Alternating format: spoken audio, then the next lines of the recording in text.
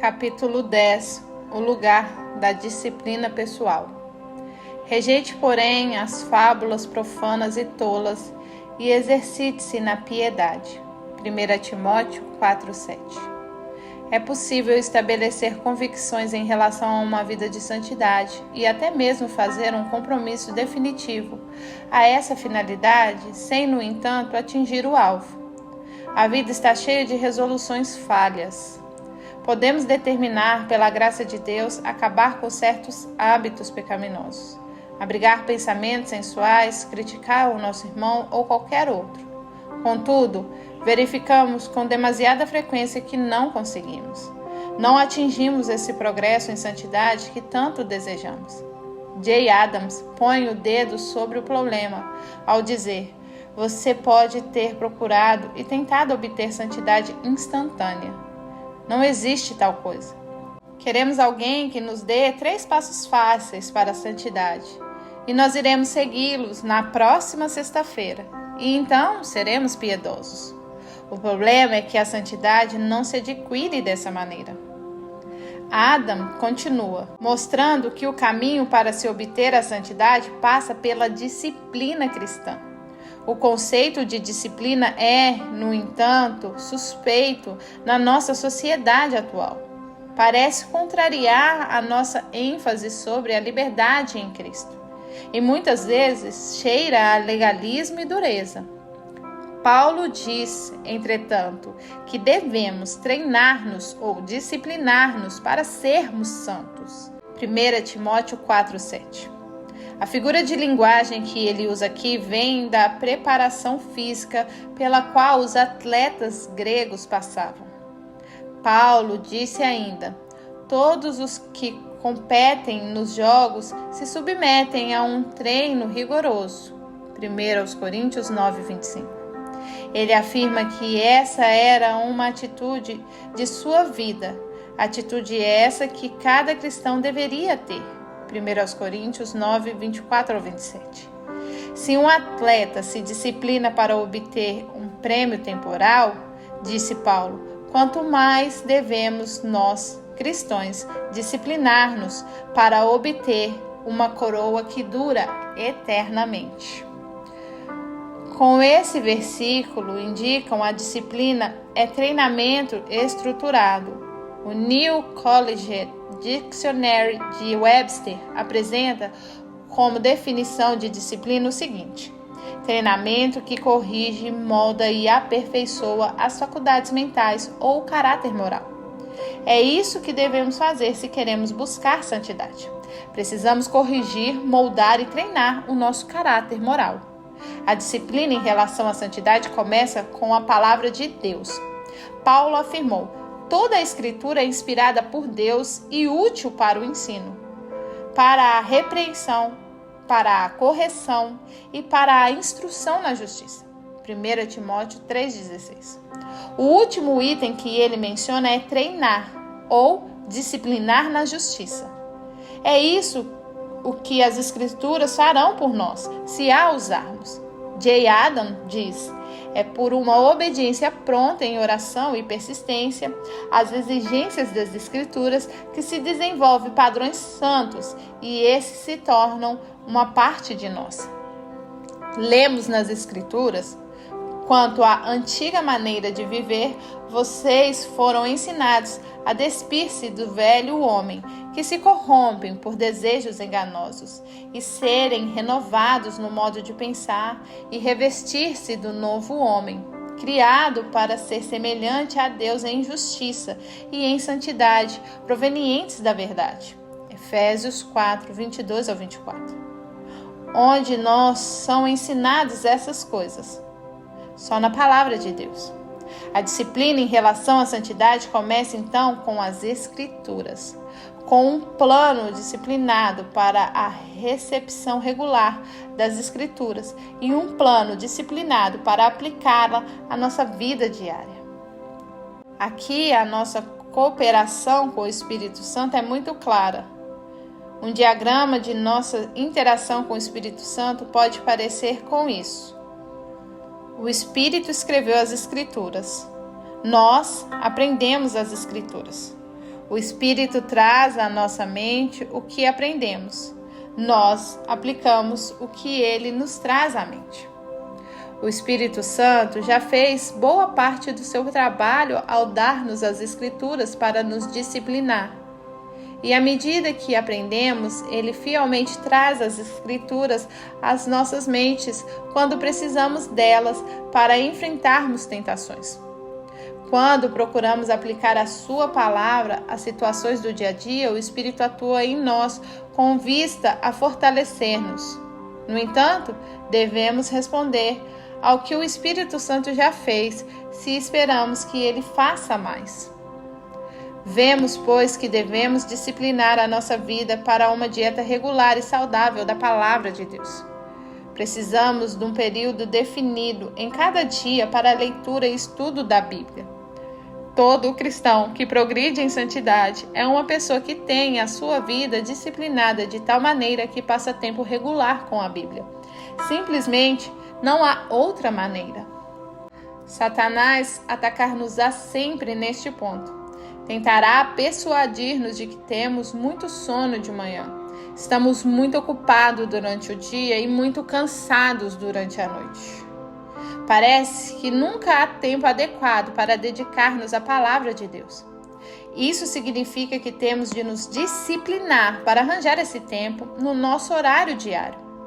Eu acho que logo cedo de manhã, antes do café da manhã, é a melhor ocasião para eu ler a Bíblia e orar sobre áreas de preocupações e necessidades. Essa é também a única hora do dia em que posso ser consistente no meu principal meio de exercício físico, o jogging. Fazer tudo isso antes do café da manhã requer que eu levante às 5 da manhã. E como necessito de cerca de 7 horas de sono, isso significa que devo deitar luzes apagadas por volta das 10 da noite. Isso é difícil de fazer. E só pode ser feito disciplinando as minhas horas noturnas. Algumas donas de casa podem achar que esse período antes do café da manhã não é prático, especialmente se têm filhos muito pequenos ou precisam preparar tudo para a família sair para o trabalho ou escola bem cedo. Nesse caso, talvez concluam que o período imediatamente após o café da manhã é mais adequado para os seus momentos a sós com Deus. Isso também requer disciplina. Tirar um tempo quando as responsabilidades do dia estão exigindo atenção.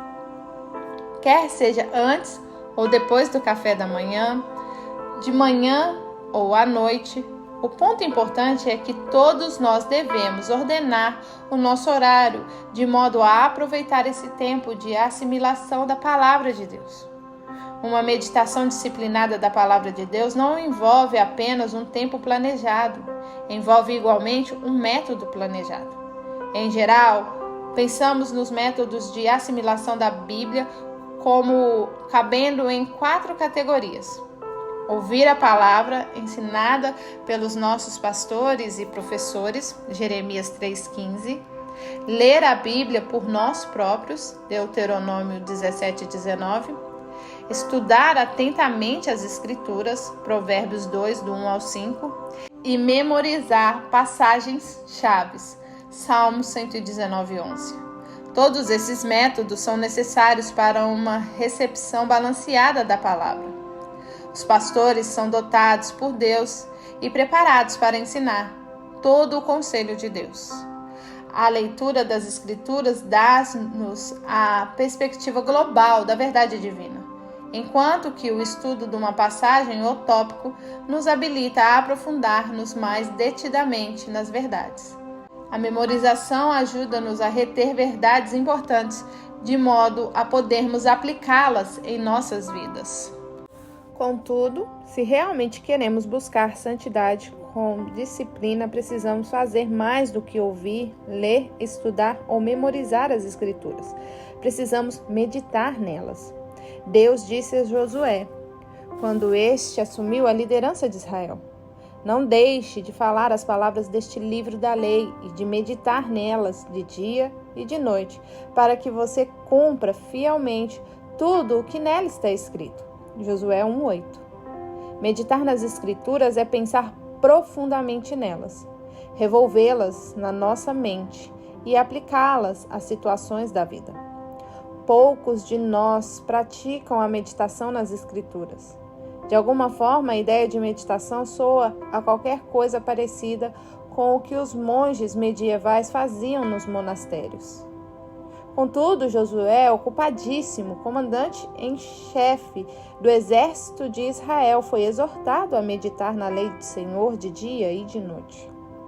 A prática da meditação na palavra de Deus, simplesmente pensar nela e na sua aplicação à vida, é uma prática que desenvolvemos por meio da disciplina.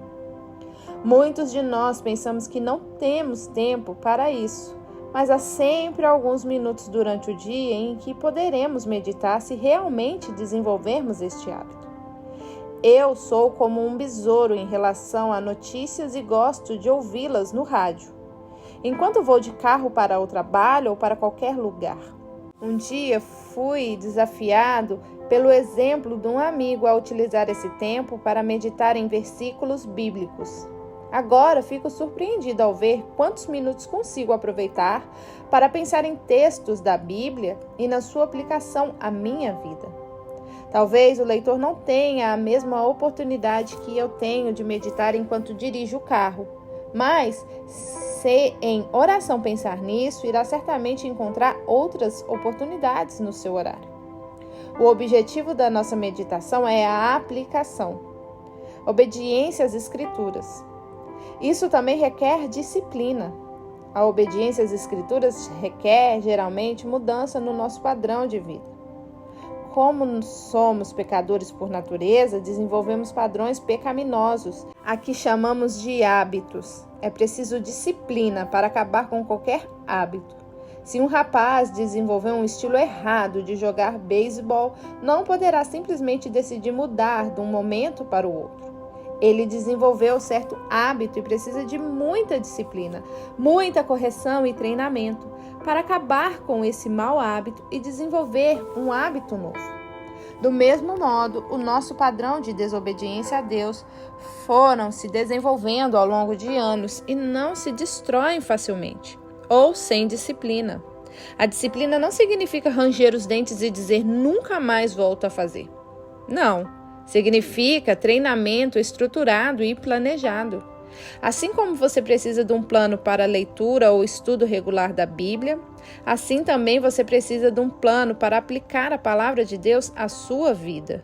Enquanto lê ou estuda as Escrituras e medita nelas durante o dia, faça a si mesmo essas 3 perguntas. O que esse texto ensina com respeito à vontade de Deus para a vida santa? Como é que a minha vida corresponde a esse texto das Escrituras? Especialmente onde eu estou falhando. Seja realmente específico, não generalize. Que passos definidos de ação preciso tomar para obedecer? A parte mais importante deste processo é a aplicação específica das Escrituras às situações específicas da vida. Temos tendência de sermos vagos neste ponto porque o compromisso, as ações específicas, nos deixam inconfortáveis. Contudo, precisamos evitar compromissos gerais, a obediência. Em vez disso, devemos aspirar a uma obediência específica em casos específicos. Enganamos as nossas almas quando cremos no conhecimento da verdade sem concretamente lhes respondermos. Tiago 1:22. Isso pode levar ao orgulho espiritual. 1 Coríntios 8:1. Suponho que você esteja meditando em 1 Coríntios 13, o grande capítulo do amor. Enquanto pensa no capítulo, você percebe a importância do amor e vê também a expressão prática do amor. O amor é paciente, é amável e não tem inveja. Pergunta então a si mesmo: eu sou paciente? Pouco amável? Invejoso com alguém?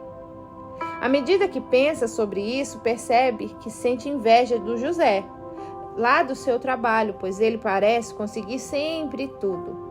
Você confessa esse pecado a Deus, sendo muito específico em mencionar o José e a sua reação pecaminosa ao bom êxito dele. Você pede a Deus que abençoe ainda mais o José e dê a você um espírito de contentamento, de maneira que não continue a invejá-lo, mas, pelo contrário, a amá-lo.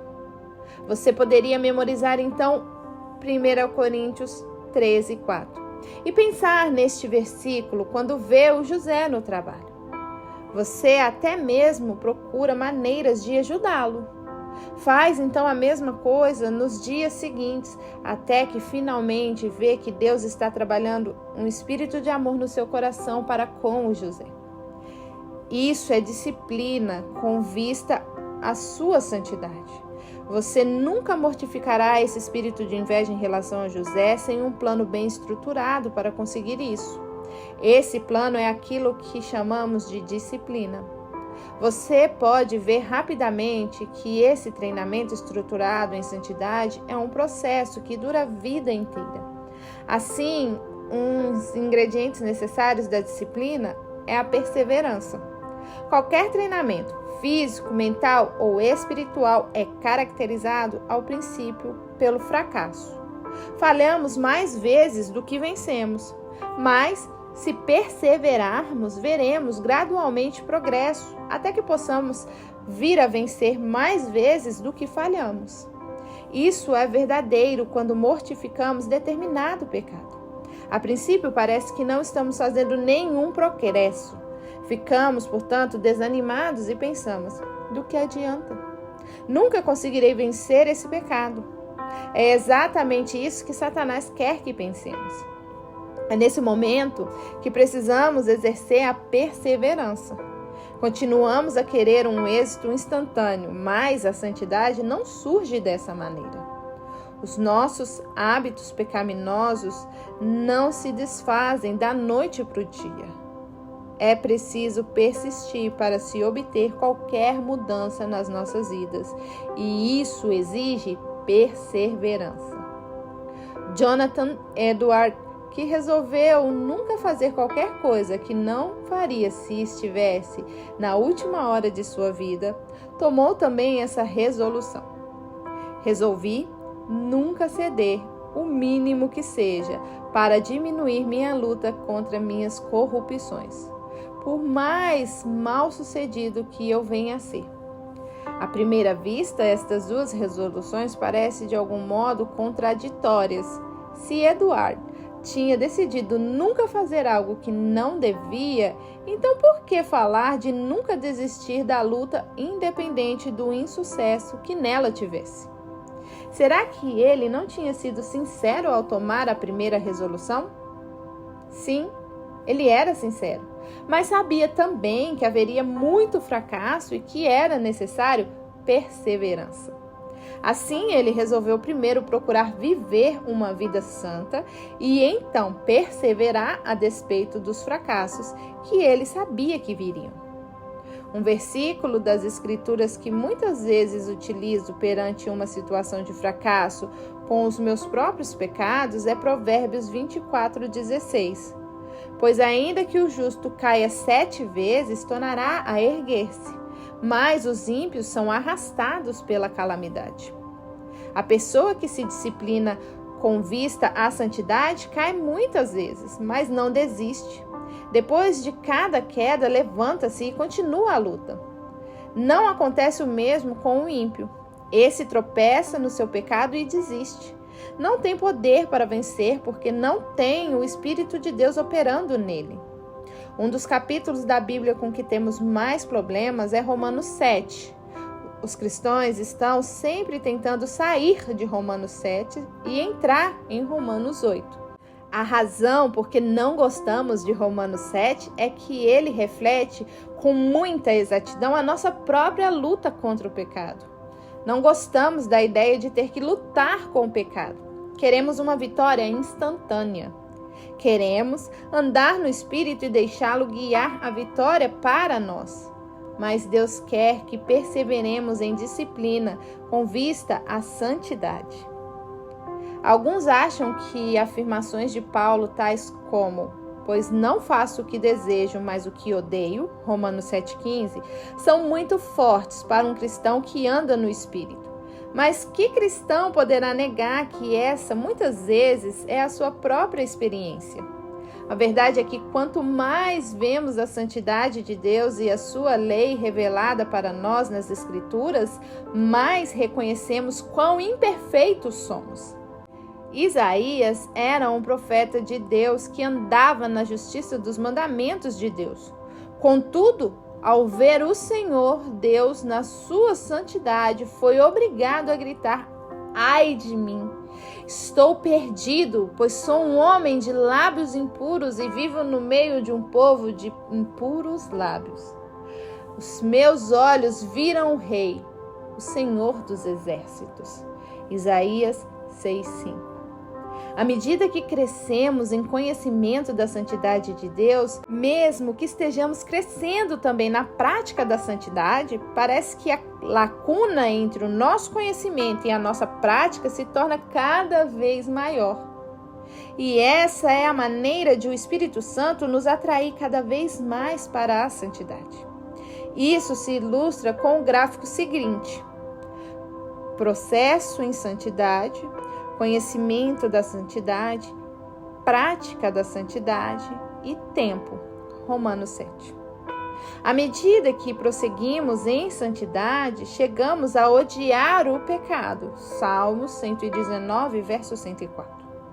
E a deleitar-nos na lei de Deus. Romanos 7:22.